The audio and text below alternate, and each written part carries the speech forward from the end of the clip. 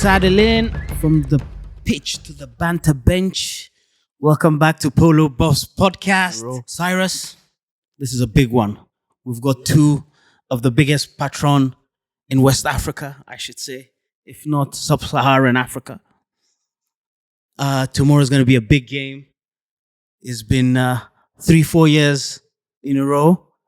I think 2 years ago, one of the patrons that TK is working with, is playing with, won the Majek. Last year, my man here, Bo Hustler, I took it back. took it back. So that's 1-1. Best out of 3. Tomorrow's a big one. No. This is my third. This is going to be my third. Don't get it twisted. He has 2 under his belt. Is 2 under his belt? Yes, please. TK, I see you're quiet. Huh? TK, you're I quiet. don't think TK has any under his belt. TK doesn't have any Majekodunmi under his belt, but I think he has 2 opens, I believe. One with his older brother, Kola, and I think one with Adebayo and Chino, and I can't remember the last guy. I mean, sometimes it happens, I forget as well. So guys, tell us, tomorrow, what are we to expect? Tunde Karim, go first. No, it's going to be a very interesting game.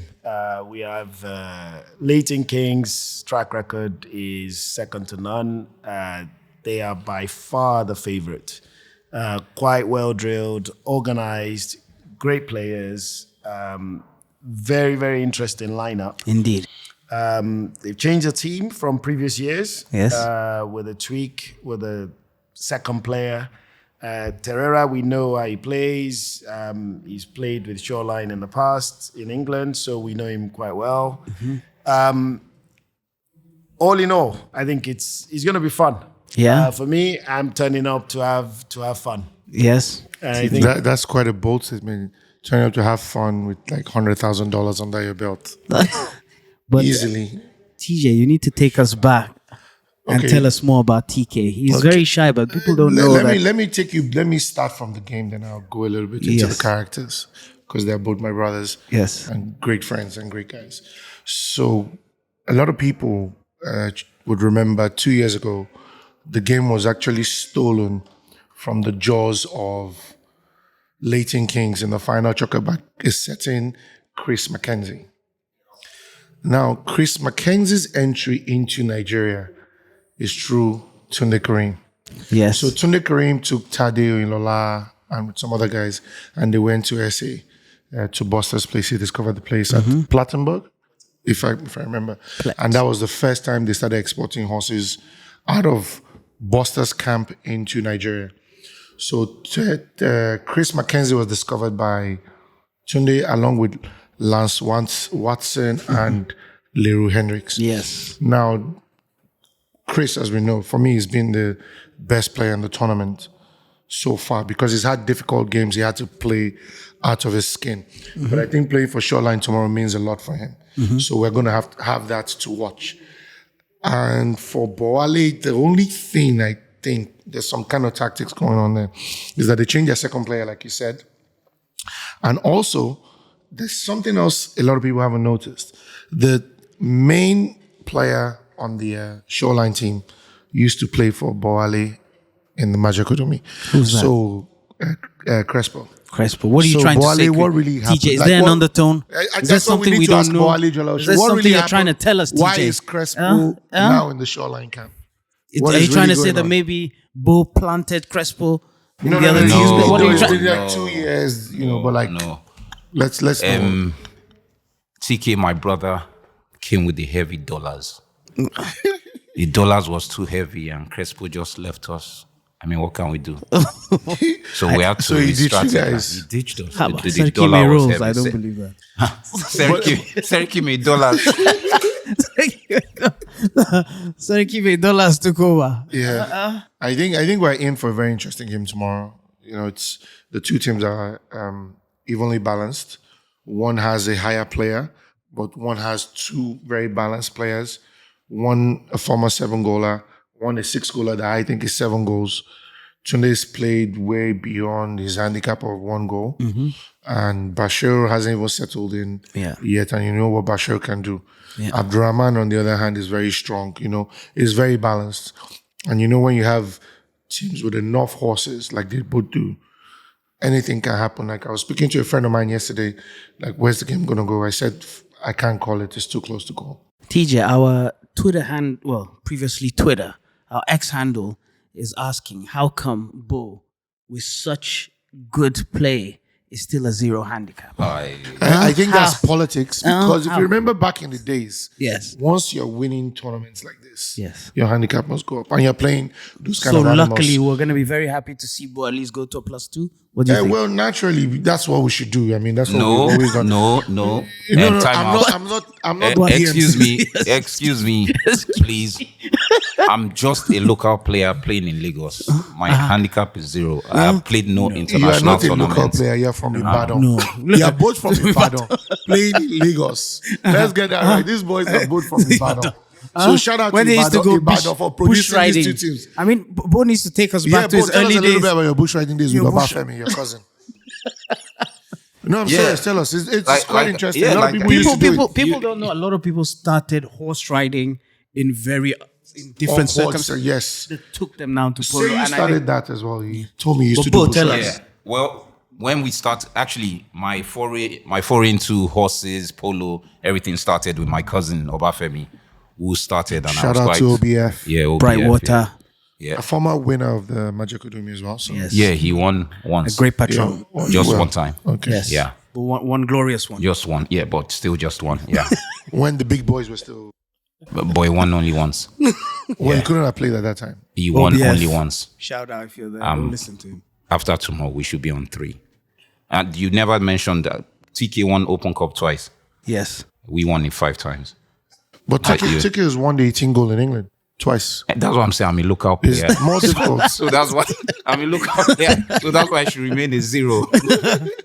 But Bo, I think after this tournament, we'll celebrate your +1 or +2. No, we'll leave that for the handicap. PMC. He asked me about bush riding. Yes. Stop deviating from what we're Okay, talking go ahead. about. So in Ibadan, you get the horses from Polo Club. I mean, that was what they used to say to help you learn how to ride. Then we'll start like a journey deep into the forest, like real, like, those cows.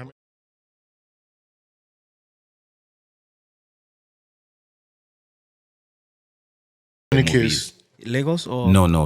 We started Stick and Ball, actual Ibadan. polo in Ibadan Ibadan. Polo Yeah. Club. Ibadan Polo Club. That's the home of where our polo began before we got exported to the And then when big stage. the entered well. And when they entered, we now moved to Lagos. I remember the Karims have always been very well-grounded with Ibadan. They've always supported Ibadan. They never forgot their roots. shout out to Agbaoye. Yes. TK, you gotta take us back OAK. to actually. I feel like you were born on a horse, but tell us, TK, how You tell us about how your and journey. when, where? Yeah. No, I mean the journey has been very interesting and varied. Started my early days started in England, and we got more intense in Lagos. For me, Lagos went through a very interesting period back in early 2000s, where we had a lot of turmoil in Lagos Polo Club. Shout out to the former captain, Francis Uburu. Yes. That guy. TJ, That guy. focus. Oh yeah. So Don't get me started. well, again, we talked about discovering the Mackenzies and whatnot. Part of that legacy was what led us to going to start playing polo in South Africa, because we weren't allowed to play on the Lagos field. What so did you we do? discovered different Terrorists, what did you do? Yeah, so we said, you know what, took it to Plettenberg Bay. No, we didn't We say. met- We we didn't met- say. You said. Yeah. And everybody followed. Yes. I remember very We well. met Buster McKenzie and then myself, Sherif Shagaya, Tadi Onyolola. We became like the quartet that used to pitch up to South Africa quite often. I remember that actually. You're the guys that really brought South Africa to Nigeria. Yeah. And Just before or after MTN? well, you just at the same time as MTN. So that was really, it's been a very interesting journey. I mean, we see what we're seeing here now, the level of competition, the level of horses, the level. I mean, I would say is a big testament to the tournament or committee. Yes. They've done an amazing job. Absolutely. Reshaping this tournament the way it is. One game a day. We're playing on very good fields. Before Shout we out to didn't the have this. TC. Yeah. So I mean, I have to say The field's held up the quite field well. has been excellent before. TJ, say that again. Fields held up well. Fantastic. Thanks to the groundsman. Thanks to the groundsman. Thanks to the committee. Shout out to my brother Lulu Agoro. Thank you very much. Beautiful. Yes. No, it's very good. We have to give credit to where credit is due. Absolutely. But all in all, I mean, it's been a very good journey for me. I'm looking forward to enjoying the game tomorrow. Yeah. So Tunde, one of the things I noticed in the team is that the team that everybody wanted to see was you and Adebayo. I mean, we all remember Adebayo, how he started. I remember his very first choker.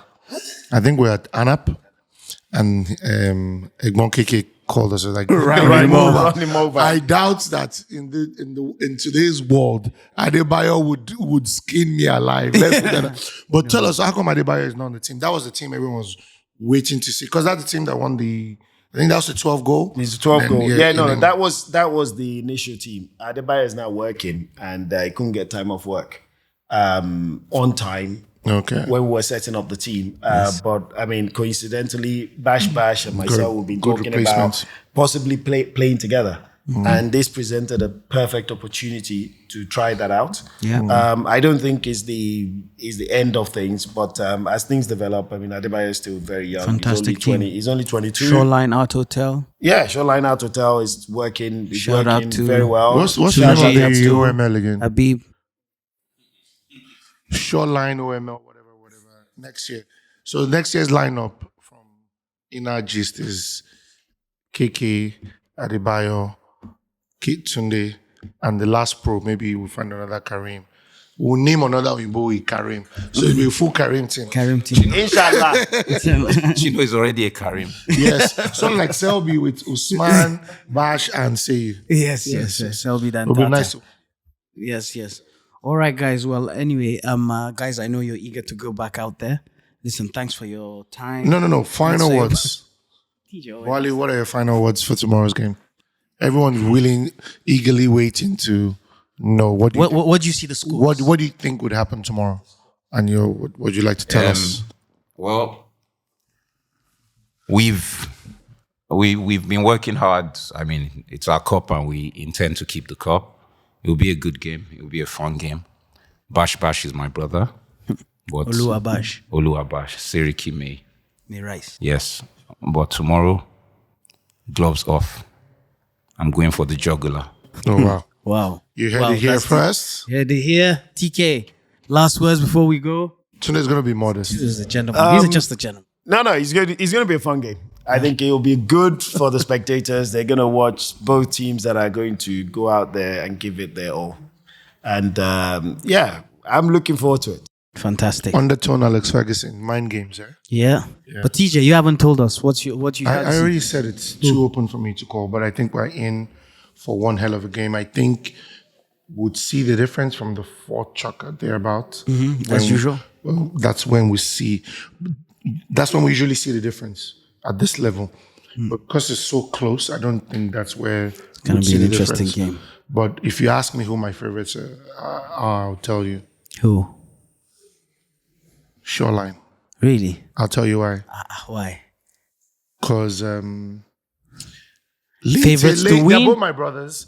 But I Favorites just to like- win? I Are you just being like- objective? I or just like why? the underdog and a new person to win, so we can have a bigger challenge next year. So since you're going for Shoreline, then that I have to go for my bro.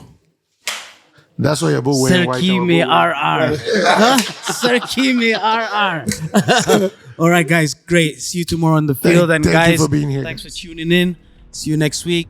Thank you, Thanks. guys. Thank you all. Thanks.